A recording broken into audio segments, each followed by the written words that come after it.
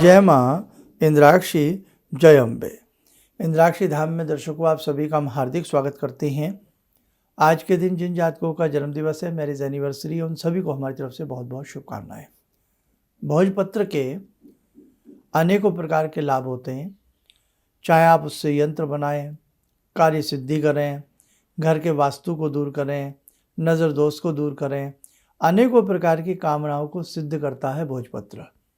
क्या है भोजपत्र, कैसे इसके प्रयोग में लाते हैं, इस अंक में इसकी जानकारी आपको देंगे। आइए पहले आज का पंचांग देखें। 28 फरवरी सन 2024 दिन बुधवार, संवत 2080, फाल्गुन मास, कृष्ण पक्ष, तिथि आज चतुर्थी है, नक्षत्र हस्त है। अभी सुबह के 7 बजे हैं। सुबह 7:26 तक हस्त नक्षत्र है, उसके बाद नक्षत्र चित्रा लग जाएगा। राहु काल 12 से 1:30, दिशा सूल उत्तर पूर्व दिशा। भोजपत्र पहाड़ी इलाकों में एक वृक्ष मिलता है जिसका नाम होता है भोज नाम से। और ये जो भोज नाम का पेड़ होता है, उसकी जो एक पतली लेयर वाली जो छाल होती है, उस छाल को हम भोज का पत्र कहते हैं। भोजपत्र सदियों से चला आ रहा है। एक ज़माने में जब कागज़ का आविष्कार नहीं हुआ था, तब भोजपत्र के ऊपर ही लिखा जाता था। और ये भी सत्य है कि कागज़ से भोजपत्र की आयु बहुत अधिक गुना होती है। आप कागज़ पे कुछ लिख कर रखिए, भोजपत्र पर लिखी गई पुरानी बातें, पुरानी शब्दावलियाँ, पुराने शास्त्रों की बहुत सारी बातें आज भी जीवित हैं। आज भी संग्रहालयों के अंदर बहुत ऐसी पांडुलिपियाँ हैं, मैन्युस्क्रिप्ट हैं, जो भोजपत्रों के ऊपर जुकित हों, आज भी सही हैं, सही स्थिति में है। तो भोजपत्र आयु के हिसाब से भी बहुत बड़ा माना जाता है, शुद्धि के हिसाब से भी भोजपत्र बहुत बड़ा होता है। जिन लोगों का लेखन से संबंधित कार्य हो, राइटिंग से संबंधित हो, कुछ भी आप लिखते हो, तो भोजपत्र अक्सर आपके आसपास होना चाहिए। आपकी बुक में, डायरी में, आपके लेखन में लाभ रहेगा। दूसरी बात, आप किसी भी प्रकार का कोई यंत्र बना रहे हो, तो यंत्र भी भोजपत्र के ऊपर बनाइए और उसे घर में रखिए। उस यंत्र की ऑरा, उस यंत्र की यांत्रिक तरंगों में एक अलग ही प्रकार का आपको बल मिलेगा। आगे बढ़ते हैं। आप यात्राओं में बहुत रहते हैं, तो यात्राकारी एक छोटा सा यंत्र बनता है, उसे भोजपत्र पर बना करके आप अपने अंग संग रखिए, पास रखिए, आपकी यात्राओं में सुखद बनाने लगेगा। व्यापारी वर्ग के ऐसे बहुत लोग हैं जो एक स्थान से दूसरे स्थान पर ऑर्डर लेने के लिए जाते हैं, सैंपल दिखाने के लिए जाते हैं, माल की खरीद फरोख्त करते हैं, तो भी आपके लिए वो व्यापार वर्धक यंत्र जो होता है उसे रखिए। स्वयं बनाइए, किसी से बनवाने की आवश्यकता नहीं है। छोटा सा यंत्र होता है, स्वयं बन जाता है। घर में आपको लगता है कि आपके अत्यधिक कोई नेगेटिव ऊर्जा का वास चल रहा है, अच्छी स्थिति नहीं है, तो भोजपत्र का एक छोटा सा टुकड़ा, चाहे वो कटा फटा कैसा भी हो, कपूर और भोजपत्र अपने घर में जिसके नित्य प्रतिदिन जलता है, तो वहाँ ऊपरी हवाएं, या यूँ कह ले कोई मैली क्रियाएं, या कोई भी नेगेटिव ऊर्जा, या यूँ कह लें कोई भी नज़र दोष उस घर में ठहरता नहीं है। तो भोजपत्र का घर में जलाना, और जैसे आप यज्ञ करते हैं तो थोड़ा बहुत काट फाट करके हवन सामग्री में भी इसे मिला लिया करें, बहुत श्रेष्ठ कार्य करता है। जो व्यक्ति अक्सर बहुत डरते हों, जो बच्चे या बड़े भी अक्सर चौंक जाते हों, डर जाते हों, चाकोन चौरस भोजपत्र का छोटा सा टुकड़ा ले लें और उस टुकड़े के ऊपर अपनी मम्मी का नाम लिख दें, माँ का नाम। भाई माँ तो सदैव रक्षा करती हैं, वो ना भी इस संसार में हों तो भी माँ तो हमारी माँ ही रहेंगी ना। आप उनका नाम लिख करके अपने तकिए में रखें, तो बड़ा व्यक्ति हो, बच्चे हों, डरने की मात्रा कम हो जाती है, और जो चौंक करके व्यक्ति उठ जाते हैं उसमें भी राहत मिलती है।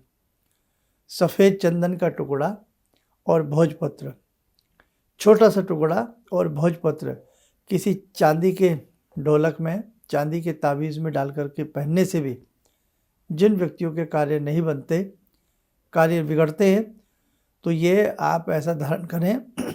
सोमवार के दिन बहुत अच्छा लाभ मिलेगा। भोजपत्र की भी 2-3 वैरायटियाँ आती हैं। लाल भोजपत्र आता है, सफ़ेद भोजपत्र आता है, तो कोई सा भी भोजपत्र आप ले सकते हैं। यंत्र बनाने के लिए बड़े साइज का भोजपत्र रखा जाता है। जैसे हम भी संस्थान से अंबिका यंत्र, सूर्य यंत्र या और यंत्र जो होते हैं वो भोजपत्र पर ही निर्माण करते हैं। कहने का भाव कि यंत्रों के लिए हो, आपके घर की शुद्धि के लिए हो, थोड़ा हवन सामग्री में मिलाने के लिए हो, डर भय को दूर भगाने के लिए हो, तो भोजपत्र बहुत सुंदर तरीके से कार्य करता है और भोजपत्र का विशेष प्रकार का लाभ व्यक्ति को प्राप्त होता है। तो आप भी रोज़ ना सही बाज़ार से 150 रुपये का भोजपत्र ले आइए, 50 रुपये का भी बहुत है। जलाने के भोजपत्र में हमें यह नहीं देखना कि वो साबुत है या नहीं, कैसा भी कटा फिटा हो चलेगा, बस गला सड़ा ना हो बिल्कुल। ले आइए, थोड़ा सा पीस निकालें, कपूर की सहायता से जलाया करें। रोज़ नहीं तो संडे टू संडे आप भोजपत्र कपूर से जलाना शुरू करिए, आपको अच्छा आनंद आएगा। आरती आप करते हैं, कर्पूर आरती आप करते हैं, कर्पूर गौरम करुणावतारम, उसी कपूर में छोटा सा भोजपत्र का टुकड़ा डाल दिया करें, तो दोनों काम हो जाएंगे। कपूर आरती भी होगी और भोजपत्र भी उसमें जलेगा। और कभी कभी बीच बीच में भोजपत्र कई बार सील जाते हैं, तो हल्का सा धूप लगा लीजिएगा और आपके बहुत काम आएगा। ठीक है, आइए समय हो चला आज की ध्यान साधना का। आज की ध्यान साधना में जुड़ते हैं भगवान शिव शंभू से। ॐ आत्मा त्वं गिरिजामति सहचरा प्राणा शरीरं गृहं पूजा ते विषयोपभोगरचना निद्रा समाधिस्थिते संचारपदयो प्रदक्षिणविधेः श्रोत्राणि सर्वागिरो यद्यात् कर्म करोमि तद्दखिलं शम्भोस्तवाराधनम्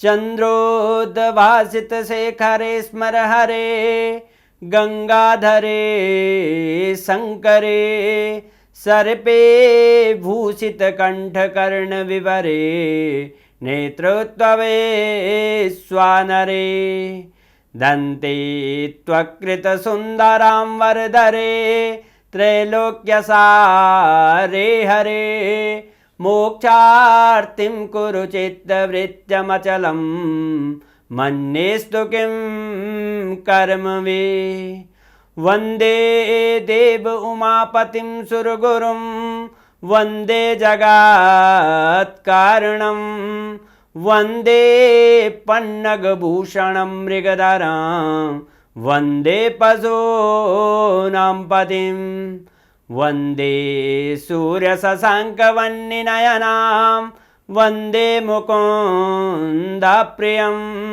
वन्दे भक्तजनश्रयं च वरदां वन्दे शिवं शङ्करम् ॐ कर्पूरगौरं करुणावतारं संसारसारं भुजगेन्द्रहारं सदा वसन्तं हृदयारविन्दे भवं भवानी सहितं नमामि भवं भवानी सहितं नमामि। कवच बना लें, ध्यान करें, शिव शंभू का सुवासिस हम सबके ऊपर बरस रहा है।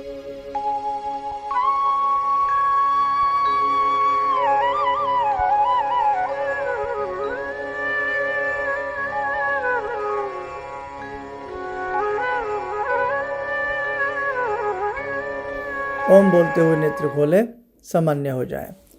देखो साधकों, ऐसी बहुत सारी चीज़ें हैं जो दुर्गम हमारे देश में जड़ियाँ हैं, वनस्पतियाँ हैं, जिनसे हम अपने भाग्य में एक बहुत बड़ा परिवर्तन कर सकते हैं। उसी में रक्त गुंजा है, कटेली है, करवीर हैं और अपामार्ग है, पुटकंडा जिसे हम कहते हैं, अपामार्ग है। तो मैं चाह रहा हूँ कि एक ऐसी सीरीज़ कभी भविष्य में वनस्पति को लेकर के शुरू की जाए। और इन वनस्पतियों के आयुर्वेदिक भी बहुत लाभ होते हैं, ज्योतिषीय लाभ होते हैं, तांत्रिक लाभ होते हैं, मांत्रिक लाभ होते हैं। आपको भविष्य में इस सब्जेक्ट पर भी हम प्रकाश डालने का प्रयास करेंगे। 31 दिन की साधना हमें उम्मीद है आपकी बहुत अच्छे से चल रही होगी। ऐसे ही मन लगा करके भगवती की शरण में बने रहना, अच्छे से भगवती को पूजते रहना। एक दिन वो आएगा कि आपको भगवती का सायुज्य प्राप्त होगा और विशेष प्रकार से देवी माँ की अनुकंपा आपके ऊपर, आपके परिवार के ऊपर बरसने लगेगी। आप सब स्वस्थ रहें, सुखी रहें। इन्हीं शुभकामनाओं के साथ हम अपनी वाणी को विराम देते हैं। जय जय अम्बे। ऑर्डर्स मेरे पास लगभग ना के बराबर थे। मेरी फैक्ट्री लग रहा था कि शायद मुझे बंद करनी पड़ेगी, कोई दूसरा बिजनेस करना पड़ेगा। मैंने नाम बहुत कमा लिया लेकिन पैसा मेरे पास बिल्कुल नहीं। टीवी में एक छोटा सा मंत्र, अभी तंत्र मंत्र की बात हो रही थी, तांत्रिक मंत्र रहा होगा, मैं इतना अनुभवी नहीं हूँ, मैं इतना ज्ञानी नहीं हूँ। मैंने उस मंत्र को पढ़ा, रविवार के दिन उन्होंने पढ़ने के लिए बताया था। मैंने मंत्र पढ़ा, भंवर वीर तू चेला मेरा, खोल दुकान कहा कर मेरा। मैंने उन दानों को बिखेरा और आप यकीन नहीं मानेंगे, मैंने दोपहर के समय में ही मेरे पास फ़ोन आने लगे, ऑर्डर्स। आज की तारीख में मैं इतना परेशान हूँ, इतने ऑर्डर्स हैं मेरे पास, लेकिन आज भी मैं परेशान हूँ क्योंकि मैं उन ऑर्डर्स को एग्जीक्यूट नहीं कर सकता। अभी भी मुझे आपकी ही शरण चाहिए। ऑर्डर्स मेरे पास बहुत हैं। किसी भी समस्या के समाधान के लिए मिले प्रसिद्ध हस्तरेखा एवं वास्तु विशेषज्ञ प्रोफेसर धर्मेंद्र शर्मा जी से।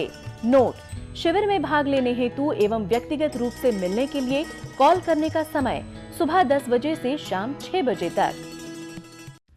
हमारे विभिन्न ज्ञानवर्धक कार्यक्रम देखने के लिए आप हमें अभी सब्सक्राइब करें, बेल आइकन को प्रेस करें ताकि आप देख सकें हमारा कार्यक्रम सबसे पहले। और अधिक जानकारी के लिए फेसबुक पेज को लाइक करना न भूलें।